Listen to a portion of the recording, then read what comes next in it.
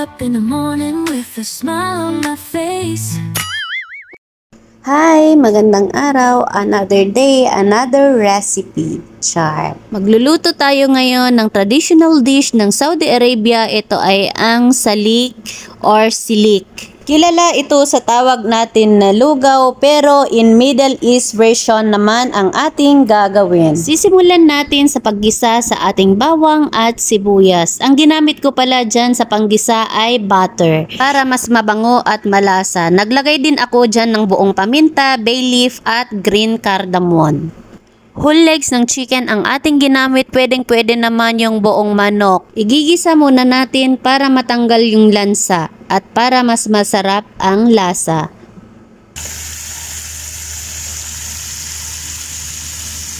Naglagay din ako dito ng 2 piraso ng chicken cubes or kahit asin ang ilagay ninyo, pwede naman. Hinalo ko muna ng ilang minuto ito bago ko nilagyan ng tubig at aantayin lang natin na maluto ang manok hanggang 40 to 45 minutes. Habang kumukulo at niluluto natin ang ating manok ay naghanda na ako dito ng 1 kilo or 1 takal ng kalrosi rice. Ito pala ang gagamitin nating bigas na para siyang malagkit pero hindi siya malagkit.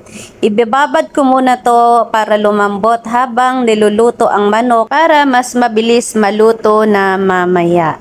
After 40 minutes na nga ay luto na ang ating manok at sinala na nga natin. Itinara lang natin yung tubig ng manok at nung kumulo na ay inilagay natin ang ating kalrosi rice. Pag kumulo na ang ating bigas ay tatakpan natin at hinaan ang apoy para maluto siya ng maayos at para hindi agad mawala yung tubig niya.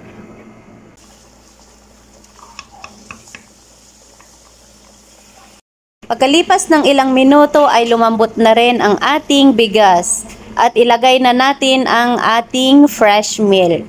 Pwede rin naman gumamit ng powdered milk. Timplahan nyo lang, tunawin nyo lang sa tubig bago ninyo ilagay. Pero ang gamit ko dito ay 1 karton ng fresh milk Almaray. A few moments later. Hinaan ang apoy at haluin ng haluin para hindi masunog sa ilalim. Eventually. At ito ang manok na pinakuluan natin kanina. Lalagyan muna natin ng spices yung ibabaw niya bago natin siya i-oven.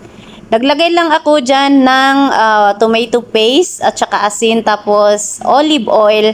Tapos nilagay ko lang dyan sa ibabaw ng manok para mag-brown siya at mag-golden brown siya mamaya pag ilalagay natin siya sa oven. Wala akong brush kaya kutsara na lang ang ginamit ko para pampahid dyan. Luto naman na ang ating manok kaya hindi na kailangan na lutuin ng matagal sa oven. Kailangan lang natin na ipapa-brown konti yung ibabaw niya para mas maganda siyang tignan at para mas presentable din siya. Kailangan mong tignan-tignan at i-check lagi ang oven pag in-oven mo to para hindi siya masunog. Pag nakita mong golden brown na ay tatanggalin mo na. Habang niluluto ang ating lugaw sa mahinang apoy at ang manok natin sa oven ay ipiprepare din natin ang ating sauce. Yes po, may sauce po ang lugaw nila dito. 1 malaking kamatis lang ang ating hihiwain, katamtaman laki ng sibuyas, garlic at 1 piraso ng chili. Optional po ang sili natin kung gusto ninyo. Pagkatapos natin dyan ay ating ibe-blender. Ipailalim at unahin ang kamatis para mas madali siyang magtubig. Naglagay din ako dyan ng kalahati ng chicken cubes or Maggi. Pwedeng-pwede rin ang asin, depende sa panlasa ninyo. At dahil walang tubig ang ating gagawing sauce ay nahihirapang umikot ang ating blender kaya kailangan nating alog-alogin. Hehe. At ito na ang sauce ng ating lugaw. At finally, ito na ang ating salik or ang ating lugaw. Kung gusto ninyo ng manubig-tubig ay dadagdagan nyo lang siya ng gatas. And ready to serve. Sana magustuhan ninyo. Salamat!